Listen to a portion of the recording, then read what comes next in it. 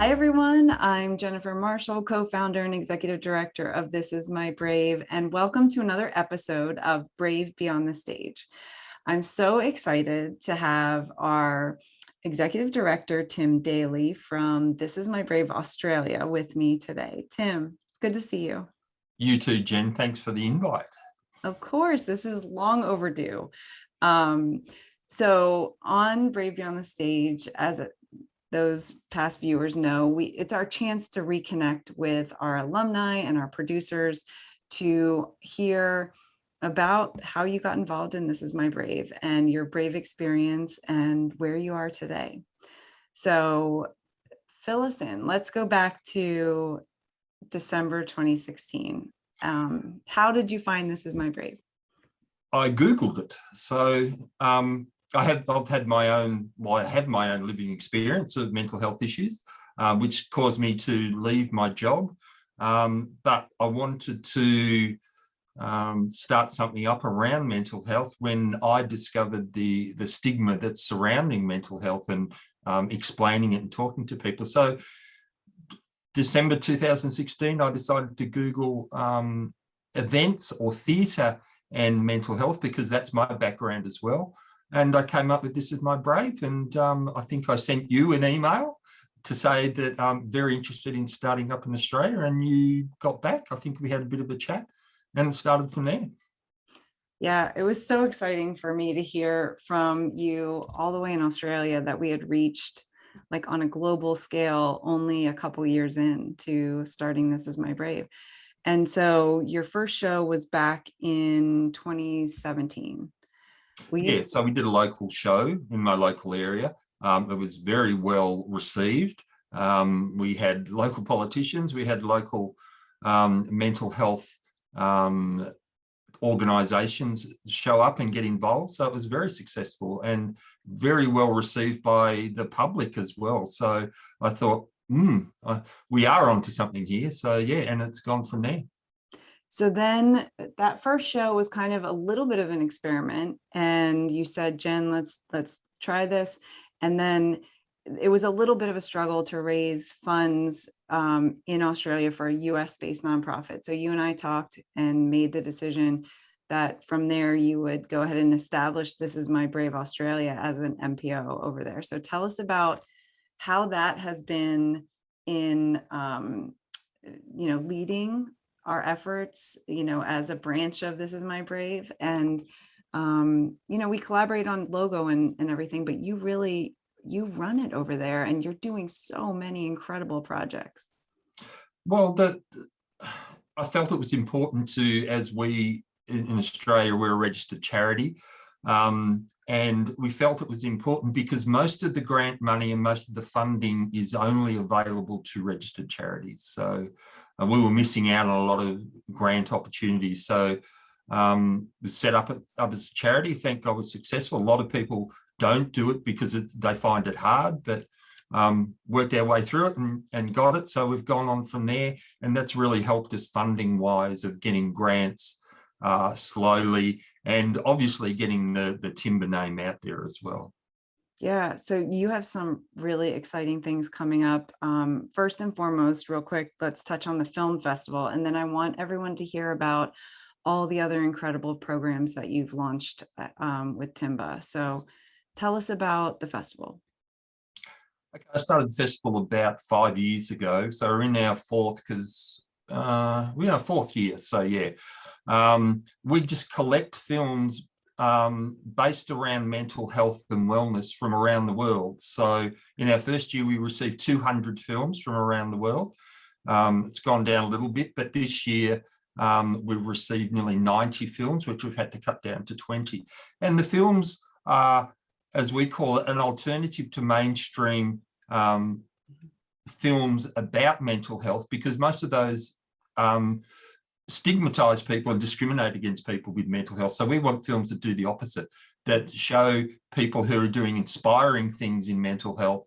What we say is raw, inspiring and authentic films about mental health to help break the stigma. So and the US is one of the main contributors to the film festival. So they always top the list of the amount of films that are contributed. That's so exciting. And as we say, storytelling saves lives, and getting these, you know, raw films that are true voices and stories of mental health and recovery is so awesome. So we want to help share the word. And so tickets will be on sale soon on thisismybraveaustralia.com, and we'll share that link in our promotion. But you know, it'll be on World Mental Health Day. Am I right? That's correct. Yeah, 10th of October. Yeah. Okay, great. So we'll encourage everyone to check out the films and share, and let's get these incredible films seen. So Tim, tell me more about the other programs you have going on. I'm just always in awe of all that you're launching. Because the area that I live in the local government support a mental health and wellness platform, which is basically supporting the community in various ways to help their mental health and wellness. So being a mental health charity, I decided we need to get involved on that platform as well. So we've started up a few programs. We do a monthly market call, and we set up a stall which is called the Listening Post, just for people to come along and share their stories about living with mental health or how they think about mental health. It's just a way for the community to share their stories very informally. They can just come along, have a chat and go away. So I think that is just phenomenal, because, you know, when we go through our mental health challenges, so much of, I think, what we've seen in producing these shows, I'm sure as you've produced the shows over in Australia, probably have seen the exact same thing. We all just want to be heard. So, you know, coming together for the rehearsals and, you know, the bonding that happens between the storytellers and the producers is really cool. But like at that listening post, I'm going to put you on the spot for a second. Like, can you think of any one time where you were just a story that really moved you or touched you? Definitely. One sticks in my mind. Funnily enough, he was an American. He was a veteran from Afghanistan, and he'd married a woman from Australia and moved to Australia, and they had a child. He was suffering from PTSD, and he'd broken up with his wife. So here he was stuck in Australia. All his family was in the US. He was suffering from PTSD, and he felt so alone, and he saw our stall and he just came to have a chat and get it off his chest. So that one sticks in my mind a lot, because he just felt we want to set up a safe space for people to come and tell their stories, and we make sure that they're safe. We don't ask their name. We don't ask anything. We just let them sit or stand and tell their stories. And there's a lot of stories that we get like that, of people going, oh, there's someone I can talk to. There's no pressure. There's nothing. I can tell them and then just go away. So funnily enough, talking to a stranger is very cathartic for people. So. Oh, it's just so amazing. So powerful. I love that you do that. And the other one that moves me to tears too is the Timbo wardrobe project. Will you tell us about that one? Yeah, so I've had a connection with another local charity organisation who support residents of a local government housing complex who are either affected by mental health issues through disability, through recently out from incarceration, have been released from incarceration. So unfortunately, they're the people who are the most disadvantaged in our community. So we go there and do a free clothes, essentials, food market for them. And under the premise that if we can lift someone out of their day-to-day troubles just a little bit, it supports their mental health and wellness. So, and we've got to know the residents really well, and they love us turning up. And so it's a bright part of their day. So we feel like we're doing the right thing through that wardrobe. And we also, through the wardrobe, support residents of mental health facilities around our local area, people who are living in either respite because of their mental health issues or in special residential facilities. And often they're disconnected from their support or their families. So we support them as well with essentials, things that they haven't got. Sometimes it's just a pair of pajamas because they've left home and they haven't taken anything with them. So, and we also do that with hospital mental health wards. A lot of people who are in those wards are also disconnected from their families and have got nothing. So we support them that way. Oh, it's incredible. And then what about the Pantry Project?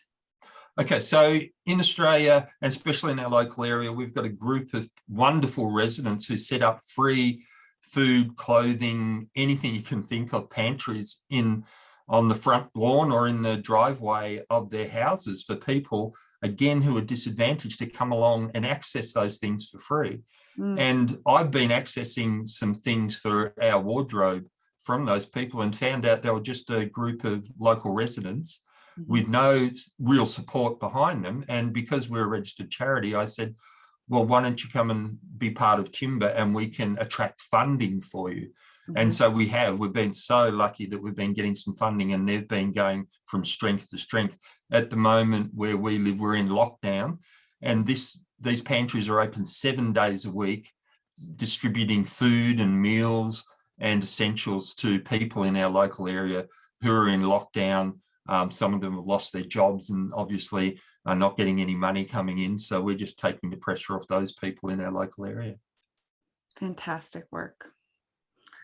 Well, also shows are still happening despite the lockdown. You have a virtual show coming up as part of a conference. Well, it was actually planned before lockdown. So, but then we went into lockdown, so we have to go virtual. So it's the heading of the story is Storytelling Saves Lives. And we're presenting at the what's called THEMS conference. It's a big conference, the mental health conference, and it's called the Mental Health Services Conference, where people from around Australia and sometimes around the world attend this conference, and they're all professionals working within the mental health services industry. And so we're doing a virtual show for them with 10 storytellers in Melbourne. So it's virtually in Melbourne this time, obviously. So, but we're recording our storytellers, and that'll be presented at various times during the conference. That's amazing. We would love to help share that too when that comes out. So keep us posted on that. Tim, what would you say about, getting connected with This Is My Brave, the organization, and doing this work over the last, 4 years now, 5 years? How many years has it been now? 3, 4, nearly 5. Yeah. So what has it meant to you? Like, what to be the leader of this organization in Australia? We tell, and I've attended a lot of places through Timber that I got invitations, and one was a rehab centre for Indigenous people. And we got into their meeting circle, which is a big fire in the middle, and we do a big circle and everyone sits there and we talk about, and there was a guest speaker. And the one thing that resonated with him was, to any sort of recovery, you need meaning and purpose in your life. If you have no meaning and purpose, then you're going to struggle. And that resonated with me, is that Timber has given me meaning and purpose in my life. I suffer, and I did suffer very badly from depression and anxiety as the reason I had to leave my job. That affected me greatly. And Timber has given me that meaning and purpose to help me on my recovery. And again, after seeing my psychologist, she said, what you're doing is that you're making yourself feel good about yourself again by getting out there and doing something and giving back to the community, especially the community involved in mental health. And I can't say how wonderful it has been for my own mental health to be involved in Timber and give back to the community in a way that I find very meaningful and purposeful. So not only for the people out there, but obviously for me as well. So I have to thank you, Jen, for giving me that opportunity by starting Timber, starting This Is My Brave, and allowing me to get involved in helping in my mental health journey as well. Well, Tim, it wouldn't have been possible if you wouldn't have reached out. So I am grateful for you.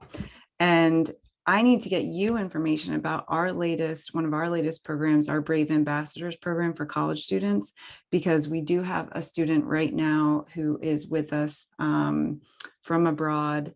And I think she's in Switzerland right now. And we would love to see if there are any college students in Australia that might want to join. So I'm going to make sure I send you information that maybe you can share on the Timba social media, newsletter, website, that if anyone wants to join our Brave Ambassadors to get involved, because it's a global issue, mental health, and it's going to continue to grow, and we're going to continue to make an impact. So. Well, unfortunately, because of COVID, that's sort of then it's focusing on mental health of people, and they're realizing that it's very important in their lives, where they've had it at the back of their mind for a while. Now it's at the front of their mind about how am I reacting to this whole thing, this whole COVID thing. So, and how do I look after my mental health? And I think us and our storytellers have stories to guide other people through their mental health journey. So I think it's really important. I agree with you completely. Tim, thank you so much for joining me on Brave Beyond the Stage. And we'll see everyone next time. Thanks, Jen. Thanks for the invite. Thanks for the work you do. And This Is My Brave goes to greater and greater heights in the future and helps so many more people. Cheers to that. Thanks, Tim. Thanks, Jen.